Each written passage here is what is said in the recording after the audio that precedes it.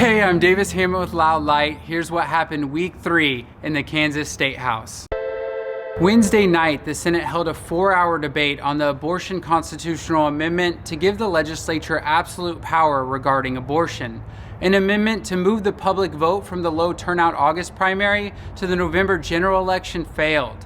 The most significant attempt to change the amendment would have prohibited the legislature from completely banning abortion in circumstances of rape, incest, and life-threatening pregnancies. Senator Wagle argued that Kansans want legislators, quote, to have authority over rape, incest, and the life of the mother. They feel most comfortable when they leave their elected officials in charge of that.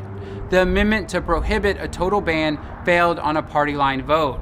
In the end, the amendment was unchanged except for a tweak calling it an August special election after senators realized it may be unconstitutional to amend the Constitution in a primary. On final vote, the abortion amendment reached the required 2/3 threshold and passed the Senate 28-12 with all Democrats and 1 Republican voting no. The amendment, which flew through the Senate in less than 2 weeks, now heads to the House, where margins are much tighter and its outcome uncertain. The House could debate and vote on the measure any day. Kansas law still exempts spouses from the crime of sexual battery. A bill to remove the exemption passed the Judiciary Committee. An identical bill passed committee last year, but Majority Leader Hawkins never brought it to the House floor for a vote. The Kansas Corporation Commission voted Thursday to make documents publicly available related to investigations of earthquakes in 2 counties, including Reno, where Hutchinson is.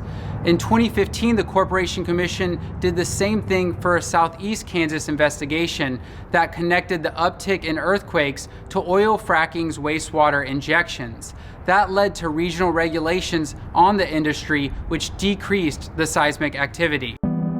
Currently, Kansas law gives harsher punishments to young same-sex couples than it does to opposite-sex couples who engage in consensual sex when they are near an age, but one partner is under 16.